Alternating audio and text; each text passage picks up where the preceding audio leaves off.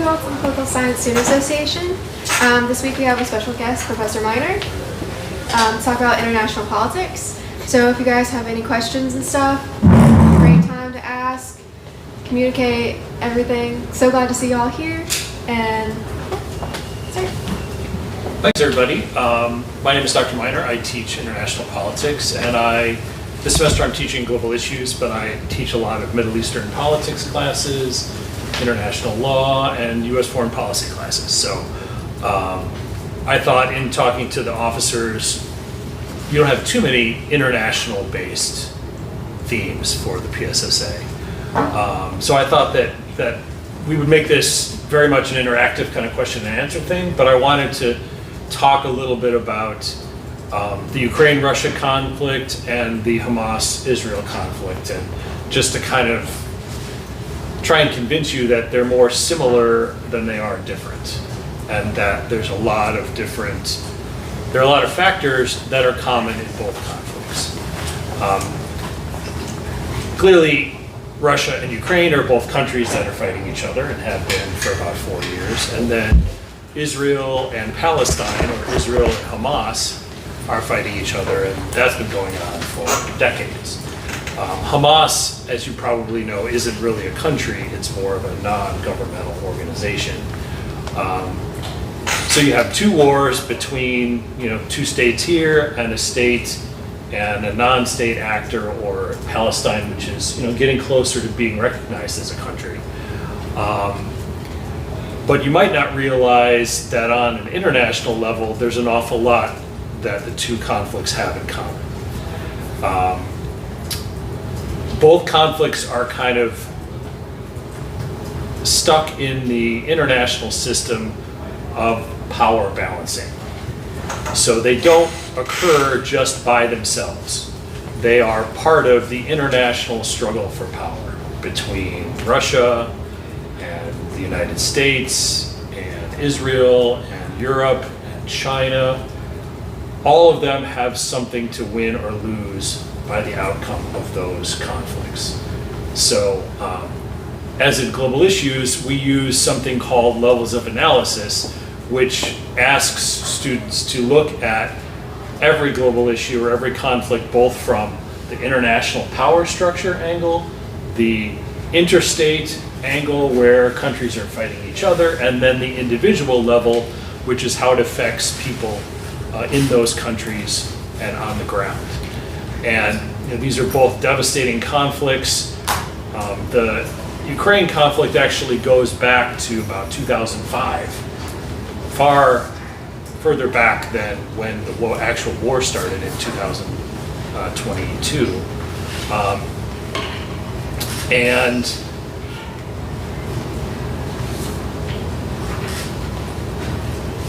I wanted to just kind of make those few points about how those conflicts are related. The outcome of those wars mean a lot to the power structure. If Russia defeats Ukraine, it has huge implications for Russia's increase in power and Europe and the US's decrease in power. The same thing is true in the Middle East. If Israel defeats Hamas and even considers annexing all the territory in the Gaza Strip or the West Bank it has a huge impact on the power balance in the Middle East. The outcomes of the war might give China or other countries the confidence they need to make a move on Taiwan or other parts of the world.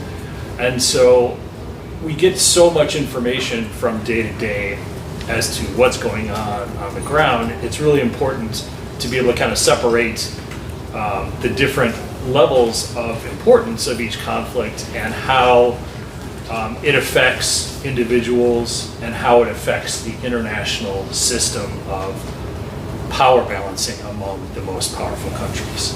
And I'm guessing that as the PSSA, you guys have a lot of questions either regarding the US involvement in these conflicts or about the conflicts themselves. So I wanted to just we're going to just kind of talk back and forth, and I've been promised lots of questions if there's any lulls in the discussion.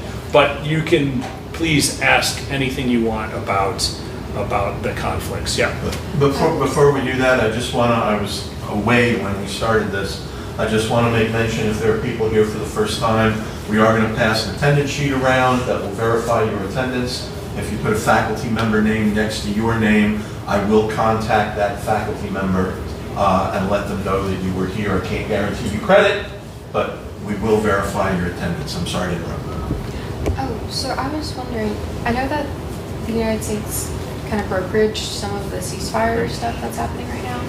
Do you see that as continuing long term, and also like how they went about it doing well? Just because I know I've never seen a brokerage the way that you've done. Like, I don't think that like most presidents trying to get an agreement also go on Twitter and tell people how angry that they are at different parties for situations. So I was like, it's a very unorthodox measure, I feel like, that the United States went about it.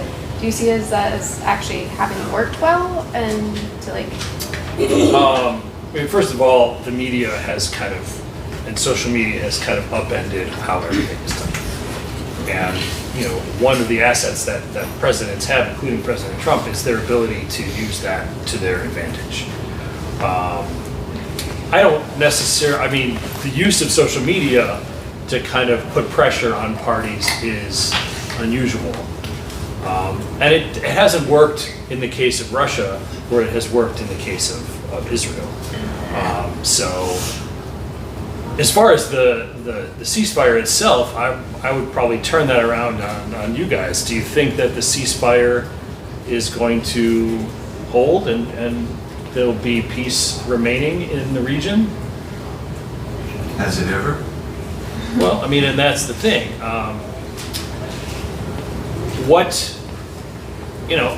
A ceasefire is great, and the hostage exchange is incredible, and those people have all suffered a ton. But a ceasefire doesn't address any of the causes of the conflict. And this is... I didn't really mean to be glib about it. There have been periods of time, there have been extended periods of time where there's been peace in the Middle East and rebuilding, et cetera, et cetera. But is this... the underlying reasons why there's been a conflict have never been satisfactorily fixed. Who gets to live where? Who has the right to go back to where they were born, in the area that they consider to be their home? What are the borders of the countries going to be? Are there even going to be two countries? How do you decide what those borders are going to be? And Israel and Palestine and the Arab states have fought, I don't know how many wars since 1948, and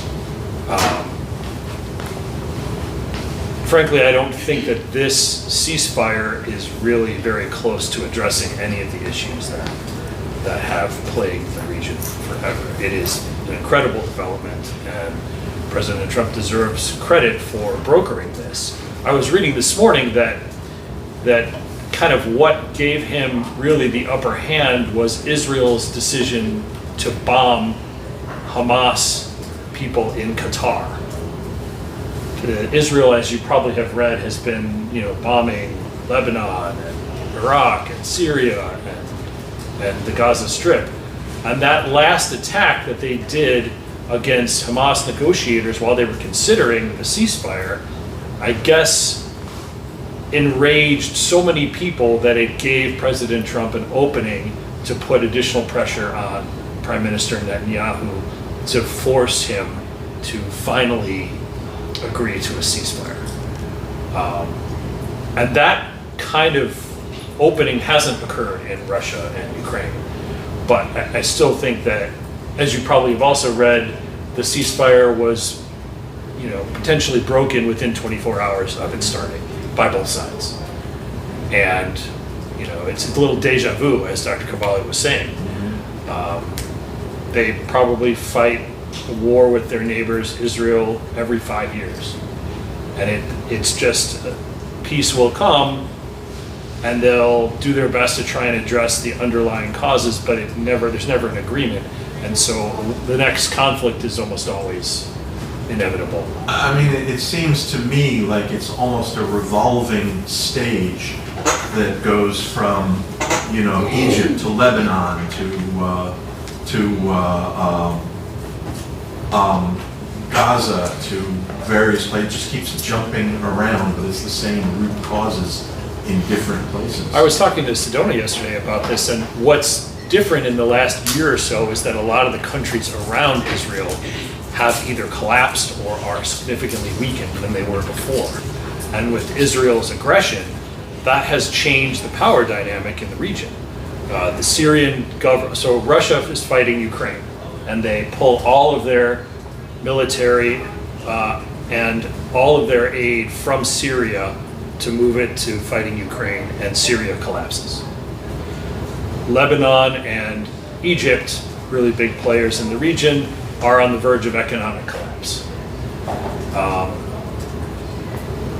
Israel bombed Iran, then the US bombed Iran, and Iran is in a weakened condition as well. So historically, all the countries around Israel have some ability to mount a conflict and fight Israel. They currently do not. They don't want to be involved at all. And that has changed the regional power dynamic in Israel's favor.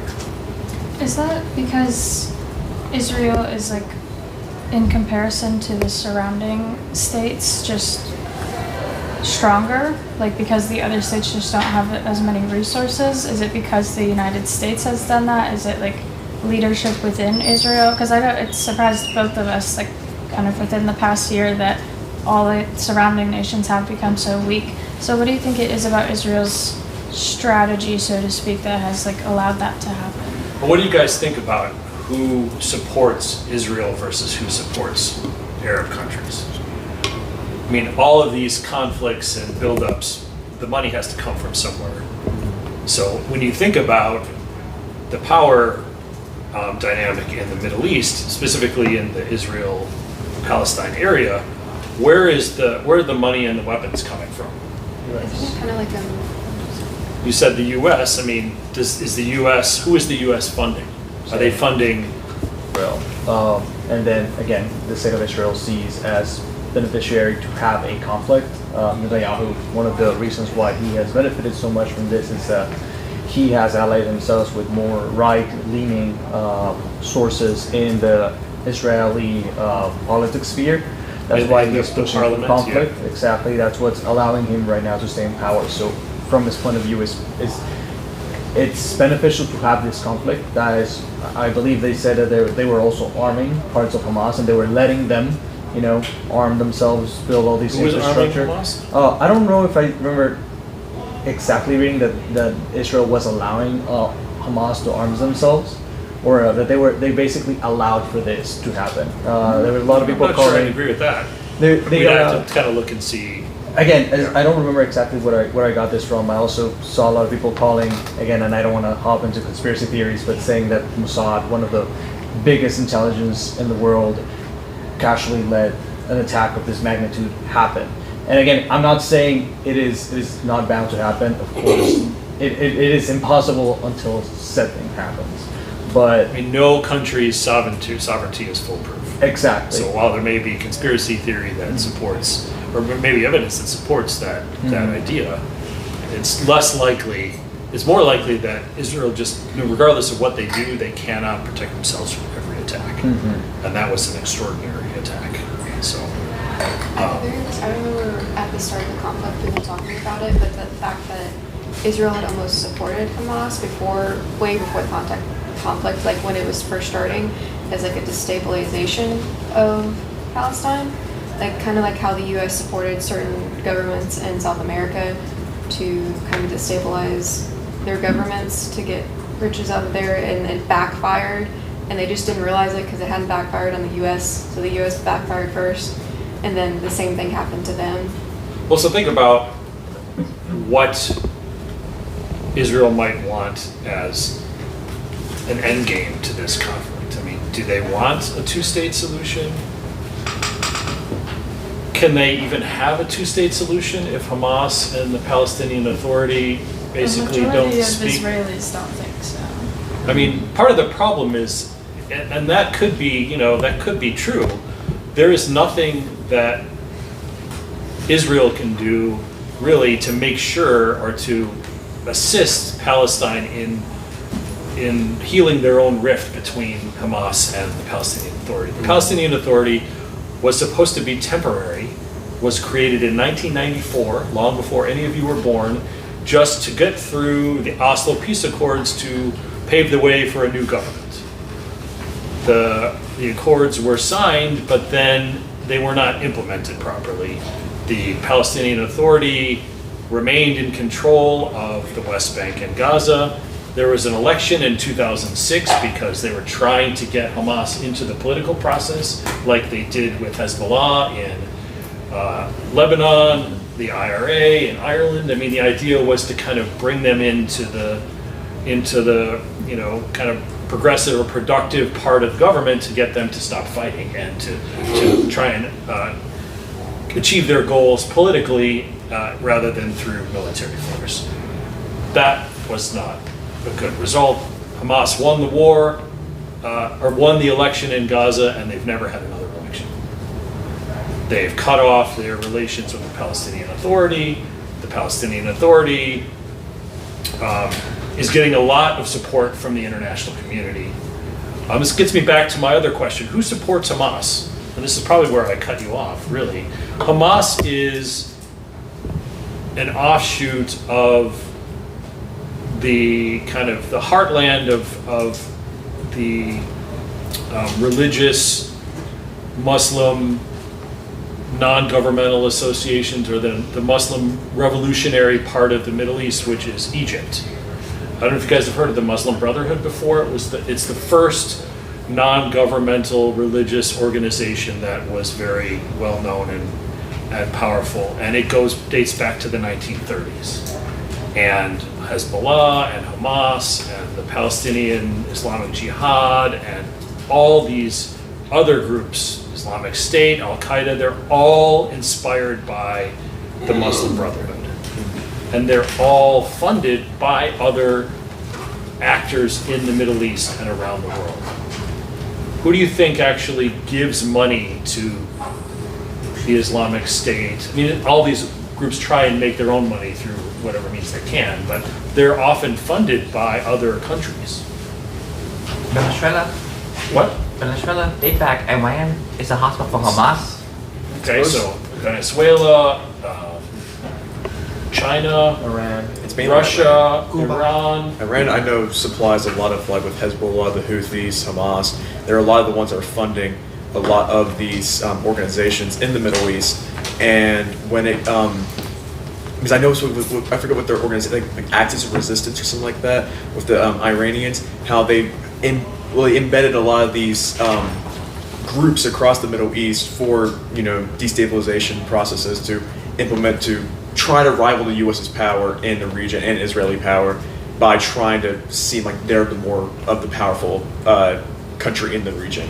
Well, I mean, Iran has a revolutionary government that came to power in 1979, and the main goal of a revolution is to spread your ideas. Exactly. And so they're the main funders of all these groups.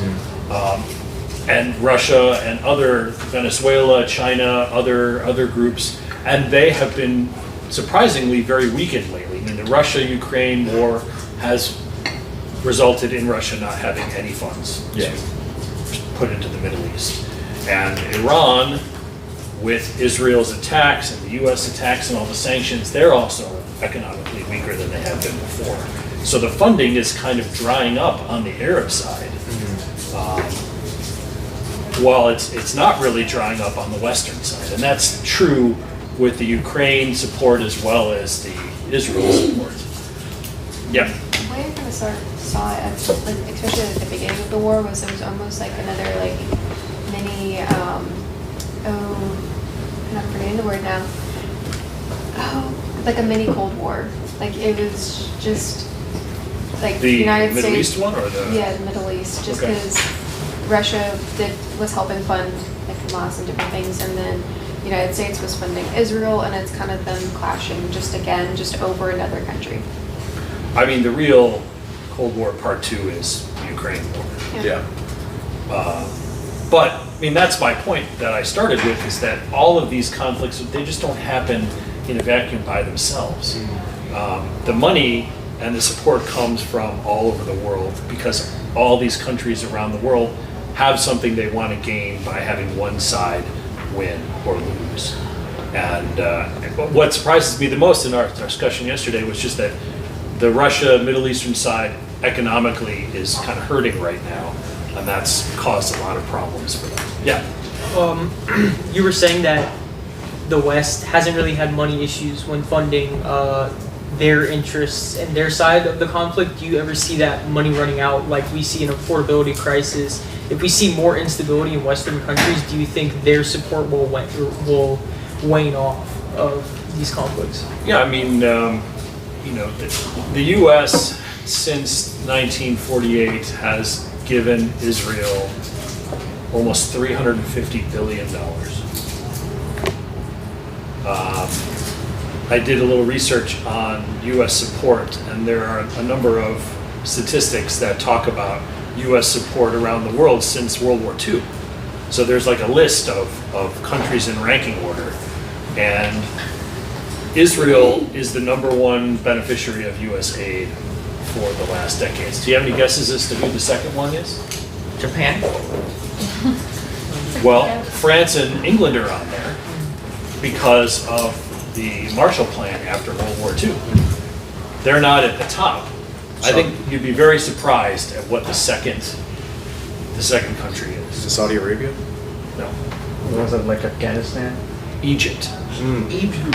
Why do you think that the U.S. has given so much money to Egypt? So probably because of the Suez Canal. That's probably part of it. Is that like our next best ally to have one and like another one besides Israel in the area? Yeah. Balance of power. Balance of power. I mean, we're basically supporting Egypt in order to get them to honor their peace treaty with Israel from the 1970s. Also, the Jimmy Carter's. Yeah. Yeah, he did. So I think the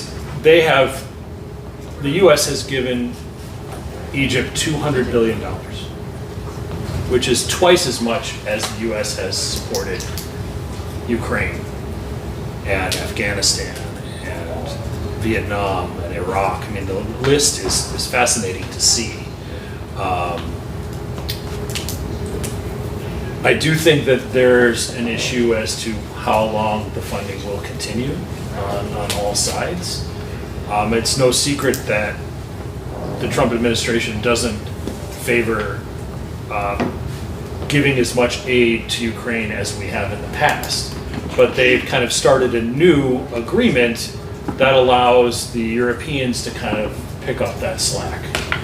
And there's a new program that allows the Europeans to, in addition to donating their own equipment and weapons, and they predominantly fund a lot of the economic and social funding, but they can pay to have U.S. weapons delivered to Ukraine. So the funding is coming from Europe, but for American weapons, as opposed to America for American weapons. But I think we've funded Ukraine up to about $160 billion so far. Again, because we have a lot to gain or lose depending on who wins that war. Yeah. We're approaching the 4-year mark of the Ukrainian war. What was it, February 22nd of 2022, something like that? 23rd. I think. 23rd. Something like that. We're approaching that 4-year mark, and if looking at maps are like pretty updated on the current front That's lines. what's pretty neat about this conflict. It's very You can see it in interesting. real time, yeah. There's this one website called Live AU Map. It shows up-to-date current information Right. of where the conflicts are happening, but the borders have been pretty stagnant with a couple breakthroughs that then get pushed back, and then another couple breakthroughs that get pushed back. And do you see how do you think this war would genuinely end? Do you think Russia will either A, withdraw completely? Do you think they're going to stay there permanently and just set up like governments like they already did with like Luhansk and Donetsk? Do you think they're going to, Ukraine will actually go and push them out? Do you think Ukraine might collapse? What do you think might happen? I mean, again, a lot of this has to do with how much funding is going to continue, which is what his question was. You know, over the last couple of months, or in the end of the summer, the funding from the West dropped by 43% to Ukraine. And at the same time, the Ukrainians have had the most success in bombing inside Russia and destroying their oil refineries and railroad infrastructure, and making it very difficult for Russia to get assets to the front line. Yeah. And in response, this last week or two, the Russians have attacked every electric and energy grid in Ukraine. They're basically now both trying to plunge each other into darkness for the winter. Yeah, try to freeze each other. Because it's really hard to fight that war in the winter. It's already getting to the point where it's raining and colder, and it makes it impossible to really move the front line in the winter. I guess you kind of have to learn from history as to how you think the war might end. Does history give you does anybody any ideas as to how, whether the Russians will fight forever or I think Sedona? in all past cases that I know, that's been us telling Russia to sit down, essentially. So I think that might be what Well, it I mean, and I comes- think that we're trying to get, there was supposed to be a meeting between Trump and Putin in Budapest, and it was canceled yesterday. So they're still, apparently Russia refuses to have a ceasefire without a permanent agreement, as opposed to in Israel where they did a ceasefire and there's no permanent agreement. Yeah. To answer your question about through history, from looking at history with how the Russians, I guess you want to say to the Soviet Union and all that, how they fought their wars, the main one I'm thinking of was Afghanistan, when they invaded And that's the one I'm Afghanistan. thinking of. And also when, after the Soviet Union collapsed with Chechnya, with how in Afghanistan, they were in Afghanistan for how, I don't even remember how long they were in Afghanistan. 8 or 9 years. Yeah, for almost a decade. And they were fighting that. And the only reason why they left was because of the turmoil that was starting to happen in their own country. And it was all the political pressure of the Soviet Union nearly about to collapse. And all their peripheral satellite states starting to revolt and all that. But then when you look at Chechnya, that was a brutal conflict, but they pretty much just wiped that, like, the city of, I forget what the city Grozny off the map. They killed so many people, and they were pretty much they were losing horribly in the beginning, but they still fought till they pretty much overwhelmingly ran And they them over. overwhelmed the country of Georgia as well. Yeah, that too, in 2008. I just think that so far the Ukraine conflict has shown that the Russians can't do that, and Afghanistan as well. They can't do that in much bigger countries. Yeah.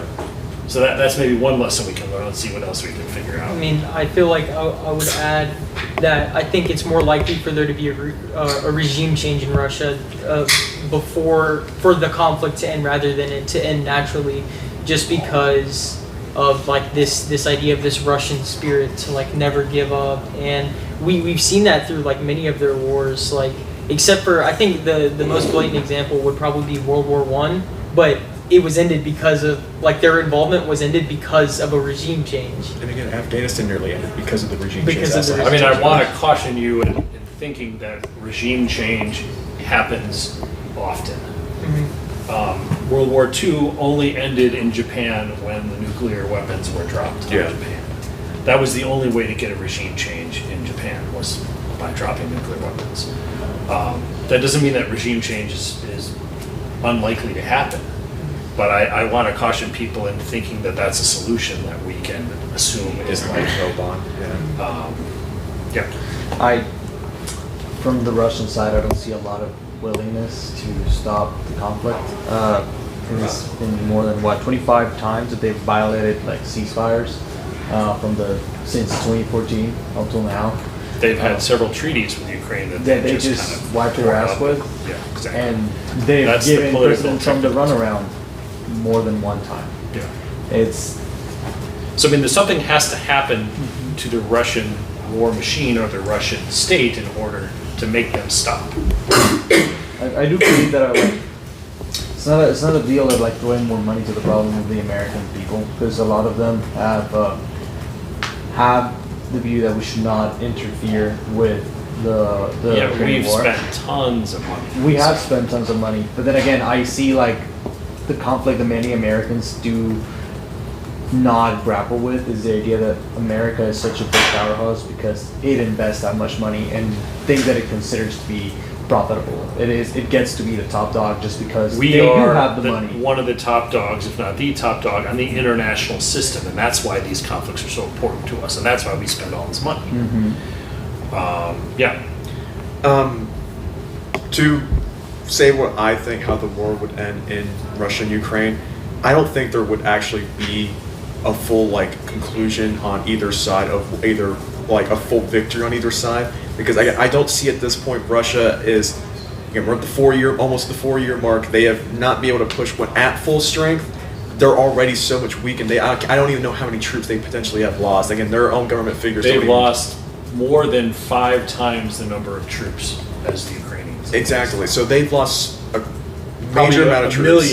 million killed and wounded. And they lost a lot of their equipment. Their economy cannot simply keep up with the amount of equipment that they're losing. They don't have parts. Yes, exactly. The labor isn't there because people have either gone to war or fled the country. Yeah. But on the flip side, with Ukraine, with the U.S. kind of after Trump won, with pulling a lot of the aid amount, at least the amount of aid that they were sending, and the Europeans trying to rebuild their arms industry to be able to send more stuff to Ukraine, I think at a certain point it's just going to turn into just a new stagnant border, like an unofficial border.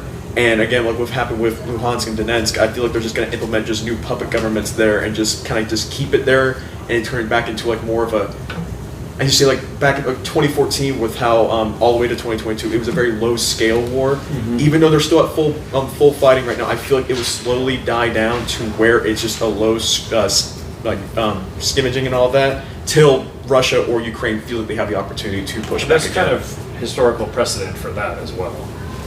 I'm just kind of wondering if, I don't think that there will be a ceasefire as long as, or like a non-continuation of conflict until Putin is old enough and just dies of old age, probably. I think but I would also, caution you in thinking that someone's just, for years, there was all this stuff about how Putin had cancer, right? It was all over social media. And I mean, that could happen. You could die tomorrow, but it's not something. Yeah, I would say it could be something in like 10, 20. Has anybody ever seen The Death of Stalin? The movie? Oh, that's a great movie. It's the most unbelievable movie. It's what happens when a leader dies and all the people that want to be in power fight over taking control. And it is a comedy. It's the blackest comedy in existence. It's so good. It's really funny. So, have you guys ever heard of Transnistria or South Ossetia or what are Transnistria and South Ossetia? Oh, I wanted to say Transnistria is this part of Moldova? Transnistria is a part of Moldova that still broke away. Mm-hmm. Transnistria is kind of like a snake. It's like a long, skinny area that is a breakaway region that nobody recognizes. Mm-hmm. That is all the people is supported by the Russians. Yeah. What's South Ossetia? It's the one in Georgia, right? It's the one in Georgia. There's another one also in Georgia, but I don't remember its name. What is it called? There are two breakaway. Look up the breakaway regions in Georgia that are as a result of the Georgian War. Yes. And then Transnistria, that came about after the fall of the Soviet Union. Oh, that's it. It starts with an A. I don't know how to pronounce that. Can you spell it? ABKH. Abkhazia. That's it. That's what it is. What do you think that, other than world domination, what are the Russians' number 2 priority other than global power and influence? I'd say right now I'm talking about throughout history.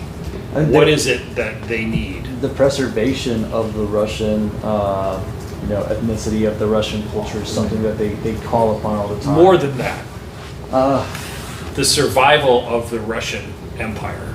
The Russian state. The Russian state. Yeah. So the Russian Federation is the largest country in the world by land area. It borders everything from the Baltic states to North Korea, China, Iran, not anymore. But it lost a whole bunch of territory after the fall of the Soviet Union. Their biggest fear is security. Yeah. And so Abkhazia and South Ossetia, Transnistria, Crimea, Donetsk, and Luhansk, those are all buffer zones that protect Russia's borders Yeah. from the real and very existential threat that Russia feels. We're so lucky in the US that we're surrounded by oceans. We only have 2 countries with direct borders. Europe is, every country has 10 or 15 countries that have borders. And so I think that I would probably agree with you, the most likely end to the conflict is that Crimea and Luhansk and Donetsk will become these buffer, independently run, well, Crimea is part of Russia now, but Yeah. Luhansk and Donetsk might be similar to Abkhazia and South Ossetia, where they all have Russian passports. They're kind of part of Russia, but they're kind of not part of Russia. And this is the buffer zone that Russia wants from its enemies in Europe. When you mentioned that before, the first thing that popped into my mind is that this is likely to go on long enough that the map makers are going to draw little hash marked places Yeah. that say in disputed territory or something like that. They'll be around long enough for them to do that. As I just think that the collapse of the Russian state is far less likely than the creation of these kind of temporary territories that end up being, they call it like call it a frozen conflict. And the frozen conflict benefits Russia because it protects them from it.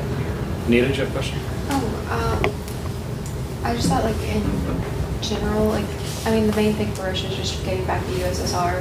Like, they want the land that they used to have, and they want to try and get it back. But my thought earlier was also, don't we actually kind of border Russia during the winter? Like, Alaska, isn't there like a land bridge, or not a land bridge, like a I'm not sure if ice the bridge? Bering Strait? freezes over. It's Yes. the Bering Strait, the two little Yeah. islands That right next to each other. Big Diomede and Little yeah, Diomede? Yeah, is that right? those. The 2 And, miles well, apart? that's how ancient humans Right. got to Land this bridge, part yeah. of the world from the land bridge.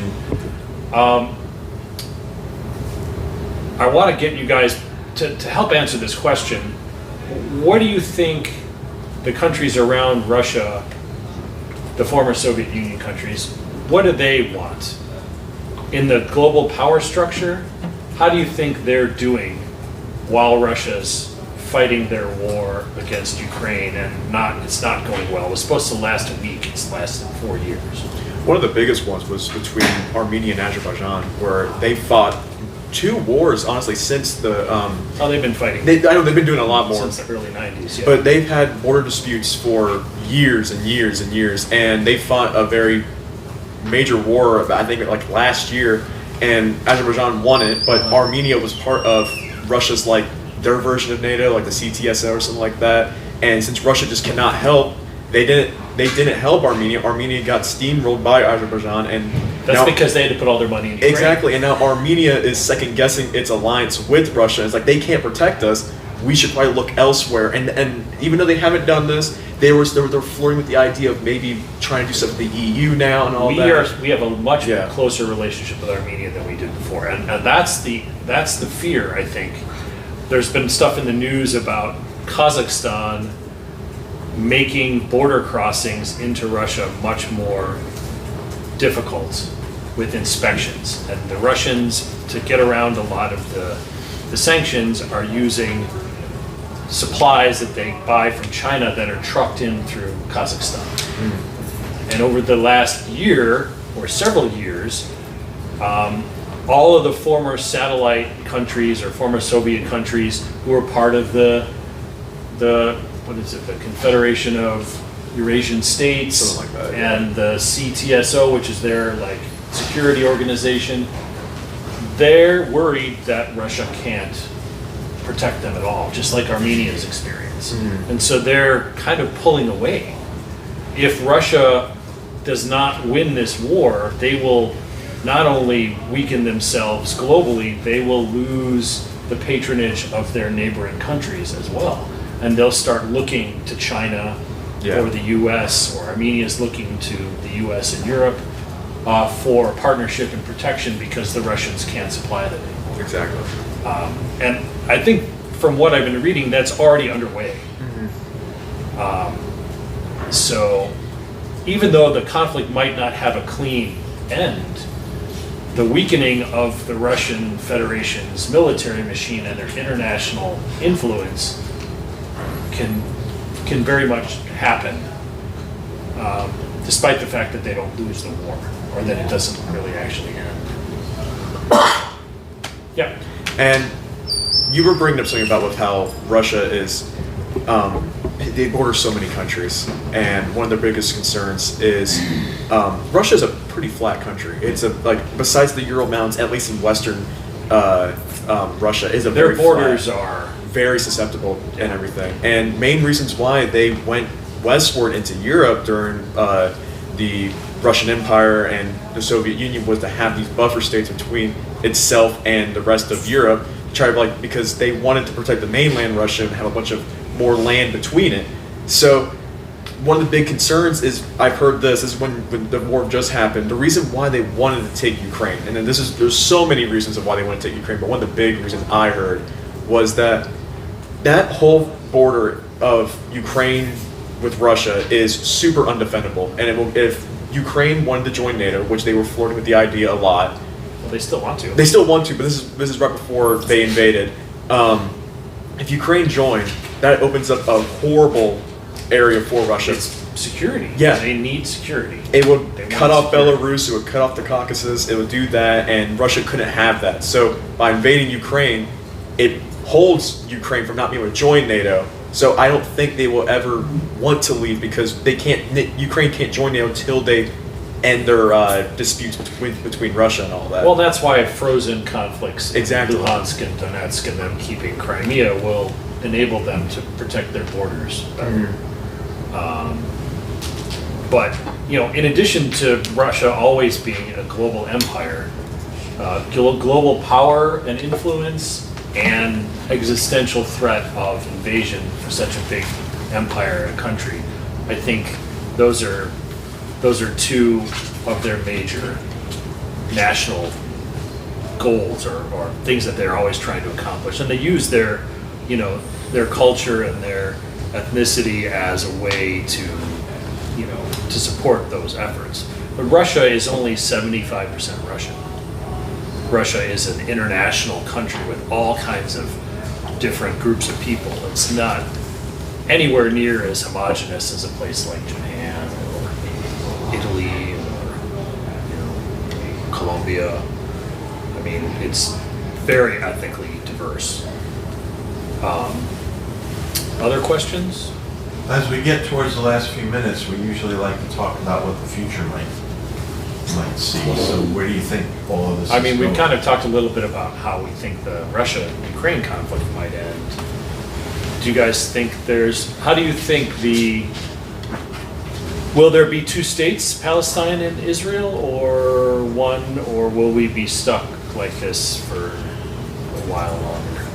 Any thoughts? I do believe most of the points of states to perpetuate itself, and everyone, I don't believe most of the Romans saw the Roman Empire falling as something that would happen in their lifespan.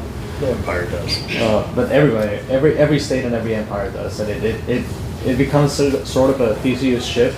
Is it this Roman Empire really the first Roman Empire that started as? And what I was is will we ever get to see probably a fall for Greece or any of these nations fall as hard as nations did before, or is the modern global stage propped up in such a way that they would not allow for countries to fail that way? I mean, Germany, Japan, the UK, and France all lost dramatically, or they won the war, but they were dramatically, damaged. And the French and the British and all the Europeans lost all their colonies, and yet they didn't fall like the Roman Empire fell. If that's kind of what you're saying, I think that the modern world, things don't collapse the way they did with the Prussian state or the Mongol Empire. That's just my opinion. I don't know. I haven't really thought about that question. I don't know if you have. Do you think that today's I was just wondering, like, if the whole way that we have set up nation states now and the whole international environment is set up in a way that just countries don't fail like they used to. Like, there's like a reluctance of nation states as a whole to prevent the fall of another state, setting a precedent that would be dangerous for them. Well, I mean, we do have the IMF and the World Bank, which have bailed out Argentina 7 times since 2000. I made that number up, but countries are much smaller than empires were in history, and there are lots of international organizations that keep countries from failing. I mean, Somalia still exists somehow. Yeah. Haiti. These are countries that have failed for a long time to provide for their people, and yet the international system is set up to help them stay afloat. Somalia is really 3 different countries now, but it's still recognized as one. I'm not sure where we were going to go with that, but I was just wondering because it was something that I think it is. would see like the international system today is set up differently than in the past, where there's a lot of international fail-safes to keep countries from actually flat out collapsing. to see like if something like that would happen, if we would see the collapse of Ukraine, seeing What that, about Venezuela? or Venezuela? How is it that Venezuela has been able to not collapse? Resources? What? Resources? Oil. I mean, they have the largest oil reserves in the world, and yet their ability to get out that oil to market is non-existent because they have not, their equipment is just not functional.